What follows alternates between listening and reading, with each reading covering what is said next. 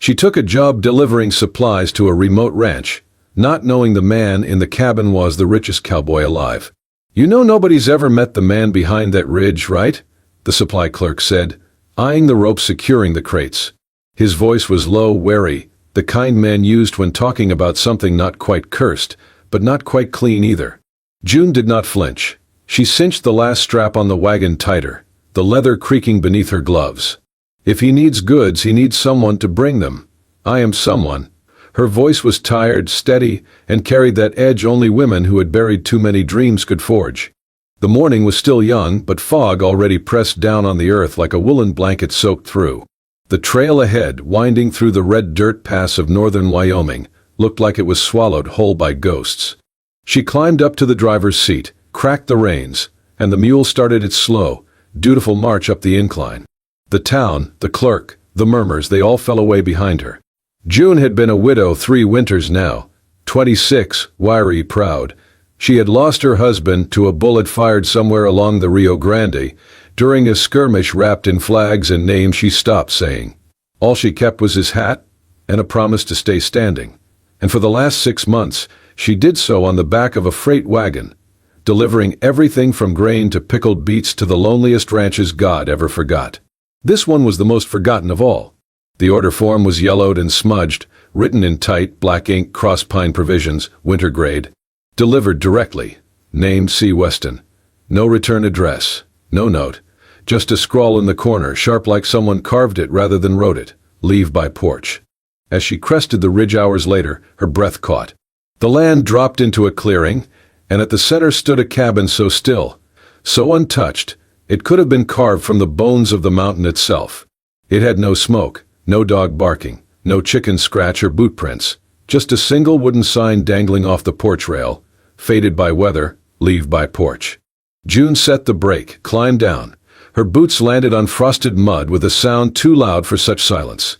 She unloaded the first crate, dried meat and flour, then the next, wool blankets, a knife, tin cups. She arranged them neatly, like a soldier laying down arms. Then she felt it. The stillness had changed. Not broken, not loud, but different. She turned slowly. Up in the loft window, just beyond the edge of frost-framed glass, a shadow shifted. Eyes. Not menacing, not curious, just watching. June held her stare for a moment longer than she meant to, then tipped her hat. "Goods delivered," she said aloud, voice firm. "Same time next month." No answer, no motion. She climbed back on the wagon, heart thudding, not from fear. From something older than fear. Something like recognition, like the sound of your name when it has not been spoken in a long time. The wheels groaned. The mule pulled. She left the cabin behind. But long after the trees swallowed it whole again, she still felt the weight of those eyes. Heavy, solitary, not lost but choosing to be gone. And from the cabin window, Cole Weston did not blink. Cole Weston never came out. Every time June rode up to the cabin, the porch was empty. The only evidence of him was a folded sheet of paper tucked into the crack of the wooden post by the door. A supply list, written in blocky, rigid handwriting that wasted no ink on pleasantries. No please, no thank you, only requests for salt, nails, flour, sometimes oats, and once, curiously, a book of psalms. Each list ended with the same sharp flourish, CW. June never saw his face, but she began to see something else. On the 4th delivery, she dropped her wool scarf while unloading the sacks of grain. She did not notice until she was halfway down the ridge, the wind stinging her neck. It had been her husband's scarf, worn, faded, the last thing he had wrapped around her shoulders before leaving for the war. She told herself it was just cloth. Still, she felt its absence like a weight in her chest. The next week, it was waiting, folded neatly, resting atop the fresh bundle of firewood stacked beside the porch. Not a speck of dirt on it. Her breath caught. Another day she arrived during a dry windstorm. The loose roof above her wagon creaked under the gusts, and one wheel had started to lift. But someone had placed a flat stone wedge under the axle. Quiet, intentional.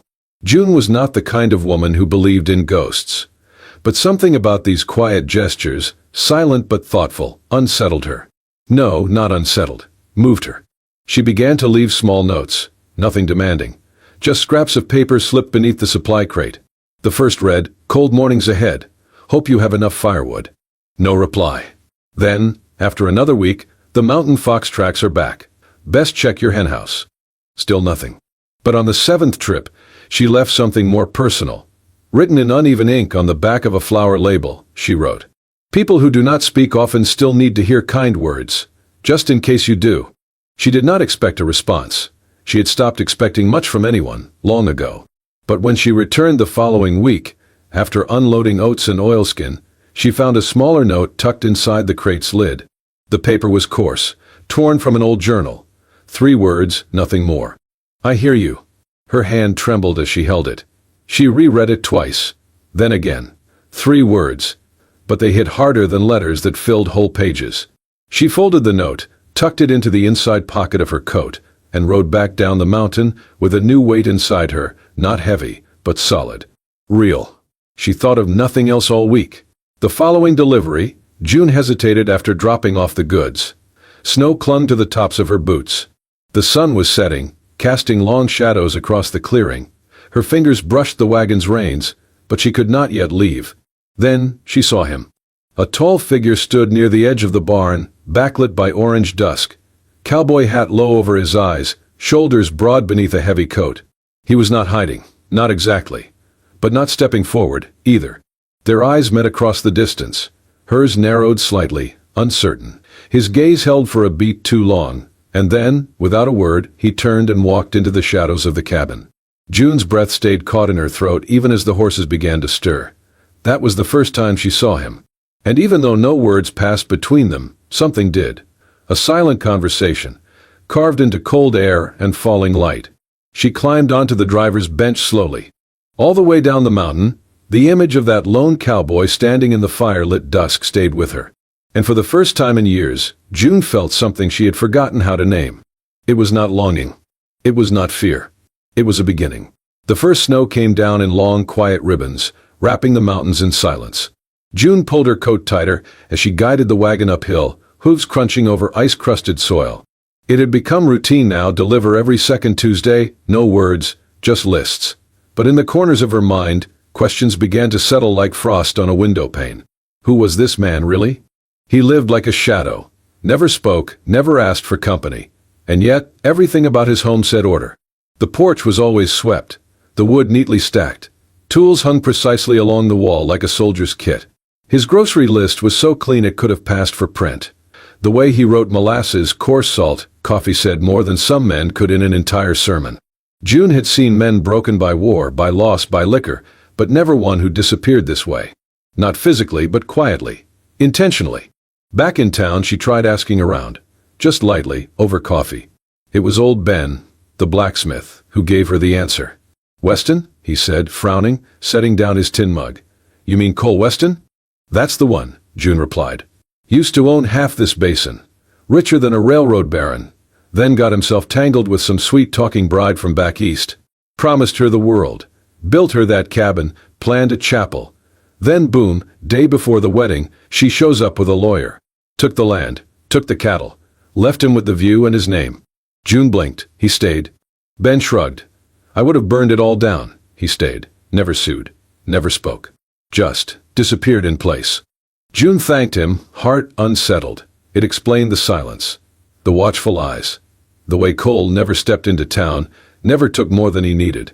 That week his list came as usual, but with something strange tucked underneath. A slim book worn at the edges. It was the Call of the Wild.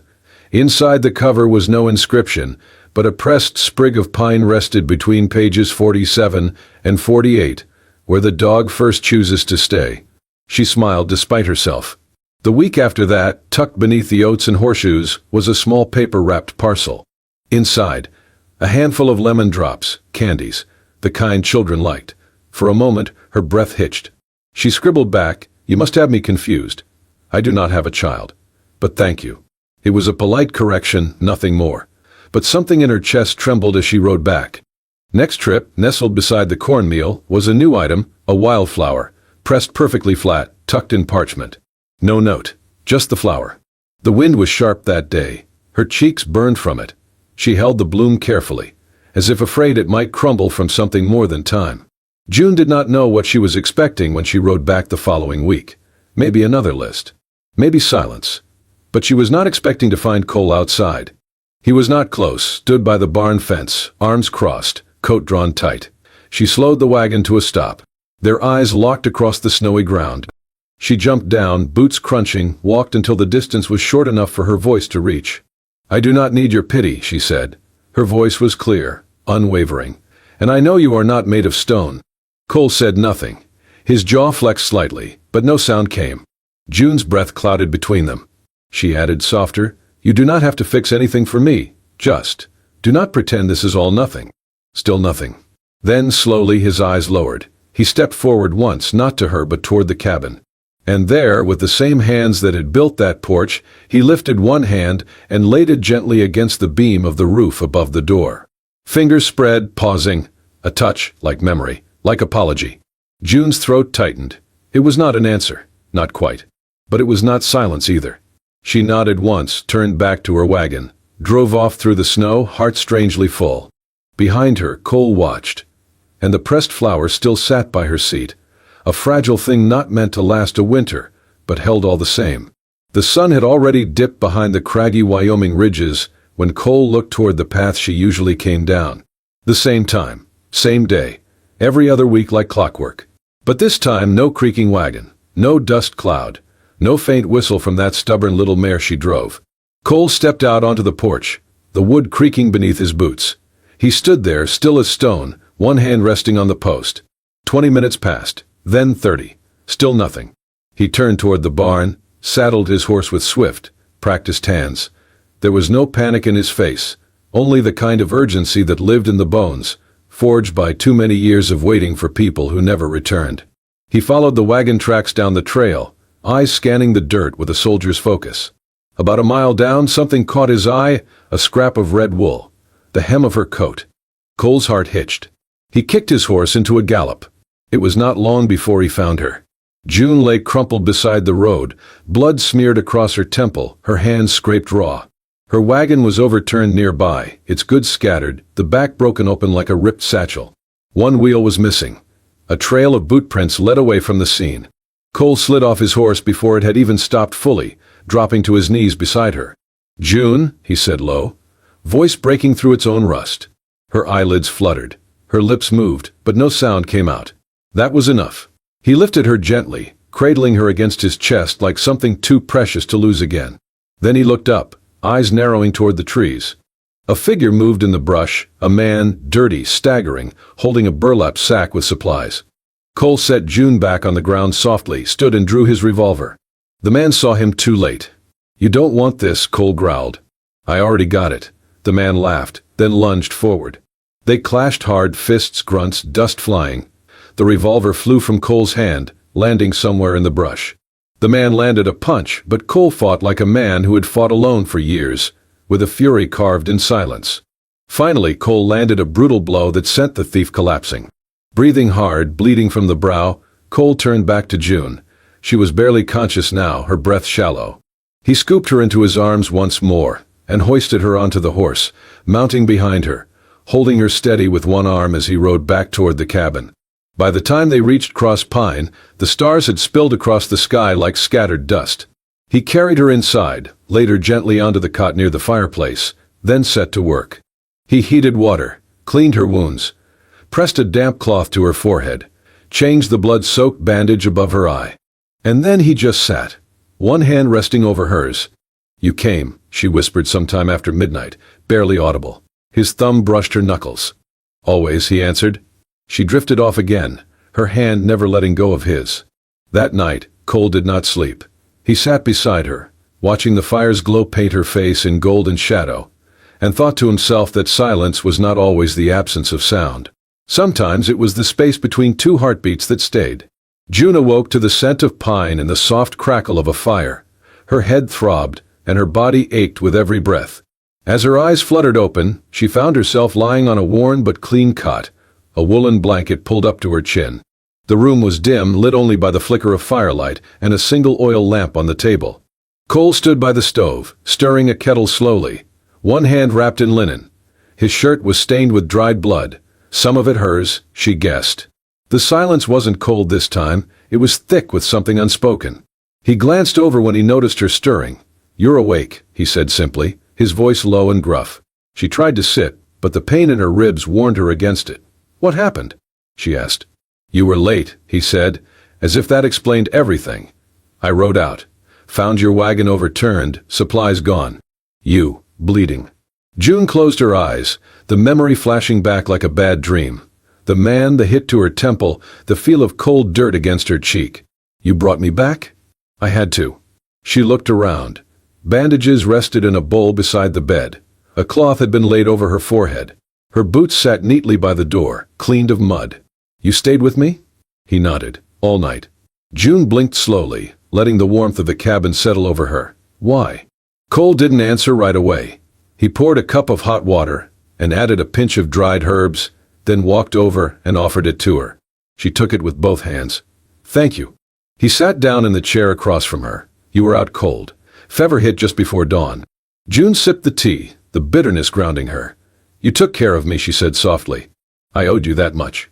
"No," she shook her head slowly. "You didn't." The silence stretched again. This time, June filled it. "My husband died at the Rio Grande. They said it was quick, but I know better.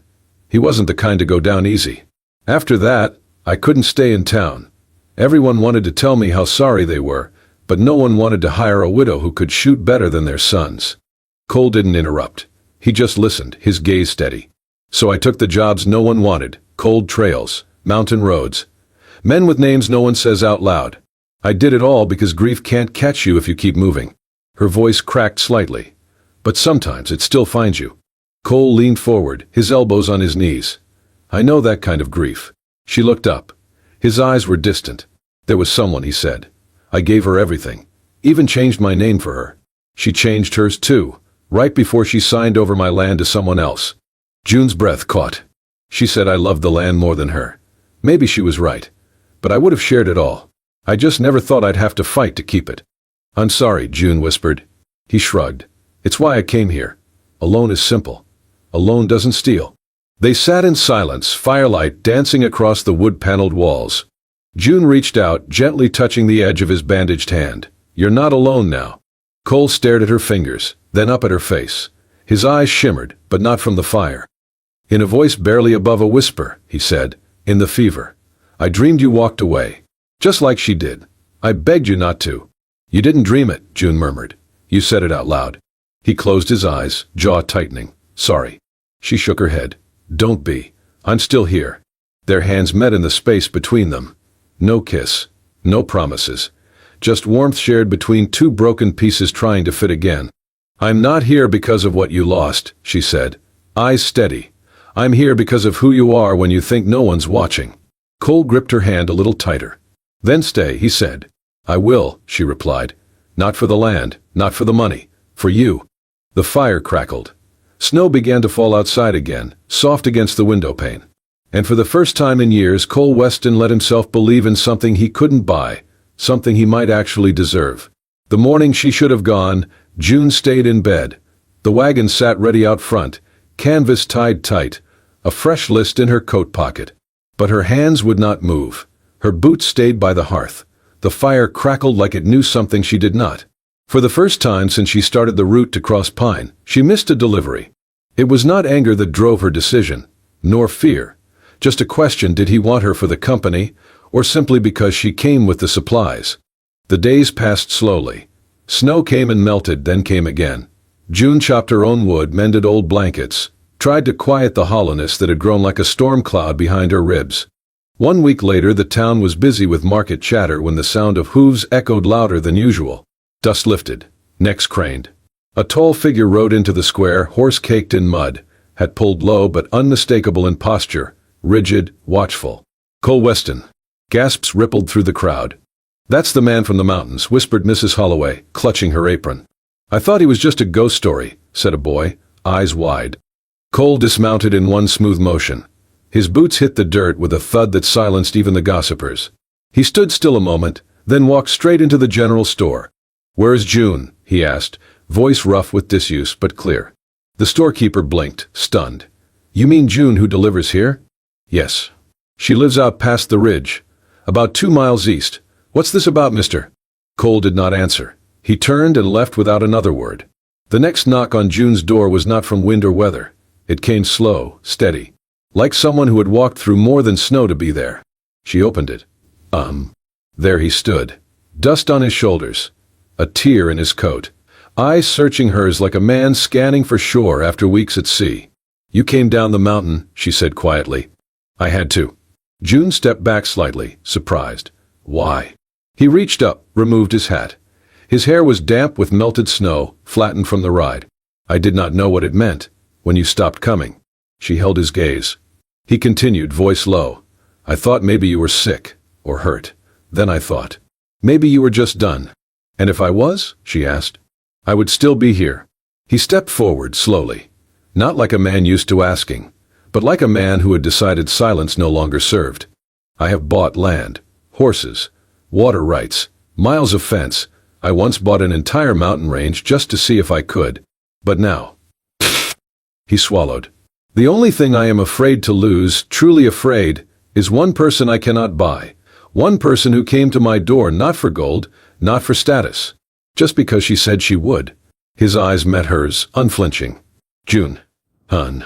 She had never heard her name like that. Like a vow, wrapped in gravel and warmth. Her throat tightened. "I needed to know," she whispered. "If I did not bring the parcels, would you still want the person?" "I do," he said. "Even if you never brought another thing again." June looked at his hand. Dirt under his nails. Scratches along the knuckles. A man who had ridden hard for one reason only. She opened the door wider. "You want coffee?" she asked, voice cracking just a little. He smiled. "If you're offering." She stepped aside. "Always." And as he crossed the threshold, muddy boots and all, something shifted. Not loud. Not grand. Just real. The door closed behind him, and for the first time in 5 years, Cole Weston entered a home not built by money or mapped by land, but one built by choice, and called by name. The trail to Cross Pine felt different this time. No crates clattered in the wagon bed. No list weighed down her pocket. June sat beside Cole, their horses moving in quiet rhythm, the cart behind them light and empty. But her heart, full, nervous, hopeful. The cabin came into view, rough-hewn wood, smoke curling from the chimney, and her shawl still hanging by the door where she had once left it to dry. Nothing had changed. Yet everything had. As Cole helped her down, she looked up at him, arms crossed but eyes soft. "You sure about this?" His brow furrowed, like he had not expected the question. "About what?" "Me staying, not delivering, just being here." Cole removed his hat, held it against his chest. "You ask like you are looking for a reason to go." "I'm looking for a reason to stay," she said. "A real one." He stepped forward, boots crunching in the brittle grass. "I have no gold left in my hands. No titles. No promises I did not already break once in my life." He took her hand, rough against hers. "But this time," he said, voice low, "I will not let you walk away." They stood like that, her fingers curled in his calloused palm, the cold wind brushing past as if to test the heat between them.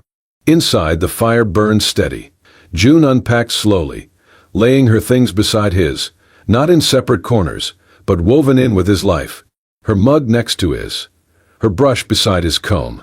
She tucked a small pouch of wild lavender in the bedding, then smiled when she found he had already done the same.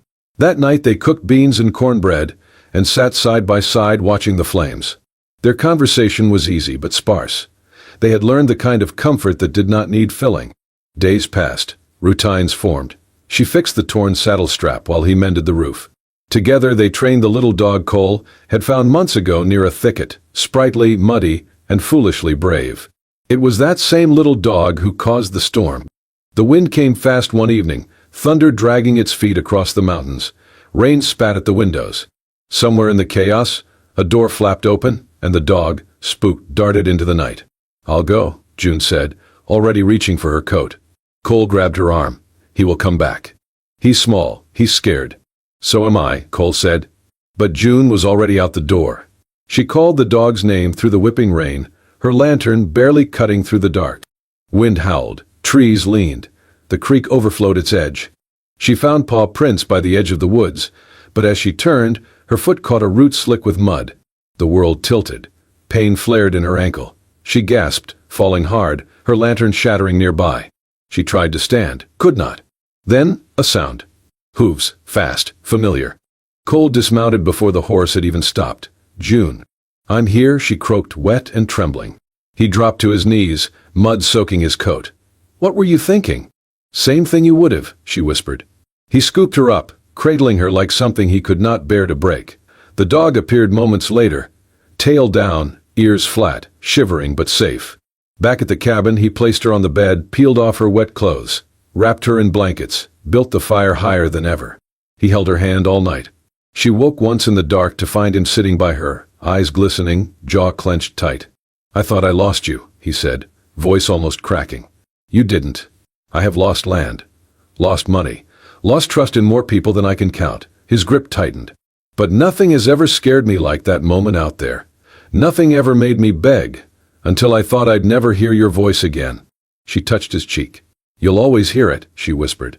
"Even if you do not speak. Especially then." He kissed her forehead, lips trembling. And when morning came, the storm gone and the world wet with new light, Cole Weston stepped outside not as a man alone, but as someone who had finally found what he could never buy. A reason to stay. A name to call. A woman worth fearing the storm for. And June, she had stopped delivering parcels. Because now, she delivered nothing but her heart, every day, to the same door. And this time, she stayed. The last traces of snow had melted into the thirsty soil, leaving behind soft, damp earth and the first bright tips of green. Wildflowers, cautious and bold at once, began to lift their heads along the fence posts. Birds nested in the eaves. The wind had lost its teeth, and the sun, finally, stayed a little longer in the sky. Spring had come to Cross Pine. June stood on the porch of the cabin, her old shawl wrapped around her shoulders, not because she was cold, but because it still carried his scent. Her hands were calloused now, stronger than before, and her hair was tied back with a piece of leather cord he had once used to bind fence rails. She looked down at the garden bed they had turned together last autumn. Now it pulsed with new life, tiny rows of lettuce, beans, and onions stretching into order from the chaos of soil. Behind her, the screen door creaked. "You done planting the future?" Cole's voice came, low and quiet as ever. She smiled but did not turn. "Only if you plan to help me harvest it." Boots stepped behind her, the familiar weight of his hand brushing her lower back. "June," he said, not like it was her name, but like it was a promise. She turned. He held something in his palm. Not a ring, not gold, not polished silver. Just a simple iron loop, dull, unadorned, shaped unevenly. Forged by hand, likely in the same fire that warmed their nights and cooked their meals. He knelt before her on the packed dirt, the way a man might kneel not to ask for permission, but to anchor a vow into the ground between them. "This is not much," Cole said, looking up at her, eyes steady and full. "No diamonds. No shine. But it was shaped in my hands from the latch off the gate we fixed together last fall." June blinked, heart skipping once. He took her hand and pressed the metal band into her palm. "I do not have much to offer you, but I have the years I have left. I have this land. And I have a heart that does not change like the weather. If you're still not tired of my quiet, would you do me the honor of being my wife?" June laughed, a soft, startled thing, caught between tears and joy. She nodded before she could speak. "Yes, you quiet fool," she whispered. "Of course, yes." They married a week later. No white dress, no preacher with a Bible. Just a clearing near the creek, the garden in bloom, and the little ones from the town dancing barefoot through the grass tossing wildflowers. One of the boys played a fiddle that had only 3 strings, and the women brought biscuits and honey. No one brought gifts except for a neighbor who left a single calf tied by the gate. June wore a blue ribbon in her hair and a linen dress she had sewn herself. Cole wore the same shirt he had worn the first time she saw him stand silently in the snow. They said no vows. Only looked at each other as the old man from town, who once sold them grain, raised his hand and said, "Then by the witness of these hills, and the folks here, you are man and wife." People cheered. June cried. Cole, for the first time in his life, smiled so wide it hurt his cheeks. That night, when the sky turned black and the stars blinked awake, they sat in front of the fire, a single quilt wrapped around their shoulders. She leaned into him, her fingers tracing the lines of his scarred hands. "I do not need you to buy me anything," she said, her voice hushed. "I do not need gold. I do not need land papers or banknotes." He said nothing, just let her speak. "I just need this," she whispered, lifting her hand, the one that now wore the iron band. "Just you. Just your hand, not letting go." Cole turned toward her, kissed her forehead. "You have it," he said. "Not because you cost nothing, but because no price could ever match what you are to me." She exhaled into his shoulder, and he held her tighter. Outside, the wind swept gently across the fields. The cabin creaked like an old friend settling deeper into its roots. And in that cabin, by that fire, two lives finally rested. No longer waiting, no longer running. Only choosing. Choosing to begin, choosing to stay, choosing together to call that quiet place not just a home, but a life. If your heart paused for just a beat when June whispered, "I do not need you to buy me anything. Just do not let go of this hand," and Cole answered, "All my life, I will hold you only with my heart," then you have felt what we believe in here at Wild West Love Stories, that even in the loneliest stretches of frontier land, love can take root, quietly, fiercely, and true. If you are drawn to stories where trust does not need contracts, where hearts are not for sale, and where a simple touch speaks louder than 1,000 words, then hit that subscribe button. We tell tales from the Wild West, not just horses, guns, and smoke, but of people who were once broken learning how to love again. Do not miss what comes next. Love Stories for a journey that reaches your soul, week after week. Here the stories may be old, but the feelings are timeless.